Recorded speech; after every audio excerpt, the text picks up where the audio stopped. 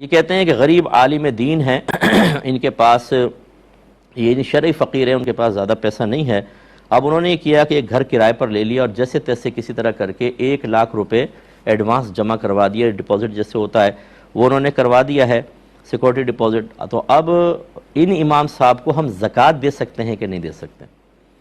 دیکھیں اگر تو وہ 1,00,000 ان کا اپنا ہے، قرضہ لے کر کسی کو نہیں دیا تو پھر تو وہ مطلب 1,00,000 کافی رقم ہوتی ہے، لیکن آج کل کے اعتبار سے 1,00,000 سے بھی 52.5 تولہ چاندی نہیں آ رہی، تقریباً 1,00,000 تک بن رہی ہے۔ اگر تو ایسا ہی ہے، ذرا وہاں کے ریٹ معلوم کر لیں یا کرنٹ ریٹ معلوم کر لیں، اگر 52.5 تولہ چاندی 1,00,000 سے زیادہ کی آ رہی ہے اور امام صاحب کے پاس اس 1,00,000 کے علاوہ اور کوئی چیز ایسی نہیں ہے جو حاجت اصلیہ سے زائد ہو کہ اس کے ساتھ مل کر وہ 52.5 تولہ چاندی کی رقم تک پہنچ جائے، اگر آپ کو اندازہ ہے کہ ایسا کچھ بھی نہیں ہے تو وہ پھر زکوٰۃ کے مستحق ہیں، آپ ان کو زکوٰۃ دے سکتے ہیں۔ اور میری گزارش یہ ہوتی ہے کہ سید حضرات ہمارے فتوے کے مطابق، یعنی اہل سنت کے مطابق سید حضرات کو زکوٰۃ نہیں دے سکتے، نہ وہ کسی سے لے سکتے ہیں۔ اور اسی طریقے سے جو یہ علماء کا طبقہ ہے، دینی طبقہ، غربت اگر ہے تو عزت نفس کو ملحوظ رکھتے ہوئے ان کا بلکہ احسان تسلیم کرتے ہوئے نفلی صدقات سے ان کی آپ مدد کیجئے، بڑے احترام سے، ادب سے۔